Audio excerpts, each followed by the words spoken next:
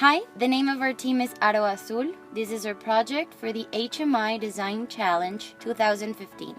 Today, we want to explain and analyze the problems surrounding the interaction between humans and HMI, but before that, we have to go back a little in history of mobility and the means of transportation.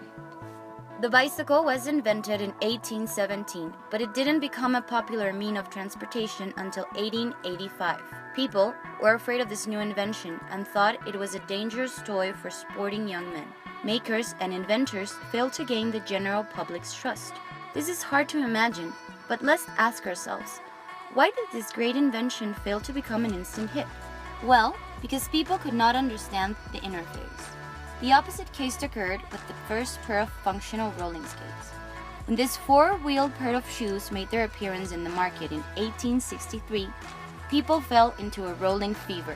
This was because the interface, which consisted on putting the user in direct contact with the wheels instead of riding a device with wheels of its own, felt much more natural. Thanks to rolling skates, humanity discovered the benefits of all human-powered vehicles.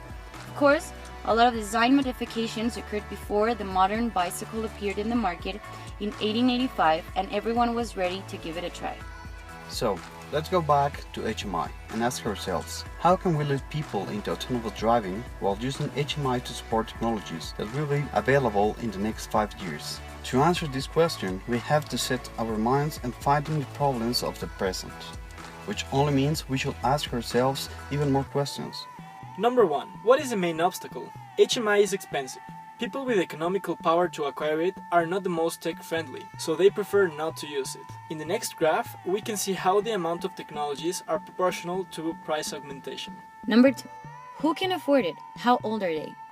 We can see that the average person reaches its peak income between 35 and 50 years old. This is also the time when earlier generations start to settle down and have families of their own.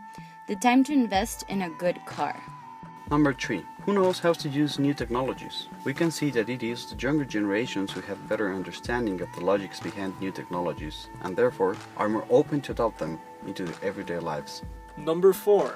How can we give these technologies more value? When someone buys a really expensive technology-packed car, but they fail to interact with the HMI, these technologies are forgotten and therefore worthless. The purchase becomes one of status and not convenience. In the end, the car will lose its value in its owner's eye. Number 5. What is out there? We made a market research in different agencies with similar price-ranged cars, with roughly the same amount of technological gadgets. The HMI we found easier to interact with were BMWs and Audis, where education about technologies also starts in the agency. The next value curve compares Audi and Ford. In the Audi dealership, we were giving a full tour of the HMI system. The selling agents were fully educated in all the new features and functions. When we went to a Ford agency, the seller had difficulty naming the technologies and the way to properly use them. The price range between Audi 3 and Ford Fusion is pretty similar. Ford fails to send higher status signals than Audi. Ford's HMI interface is less intuitive. Audi's has more icons and visual support with less information and more color coding. In Ford, the color coordination between screens have no relation at all. The personalization options were more extent in Audi's HMI than in my Ford Sync. Number 6.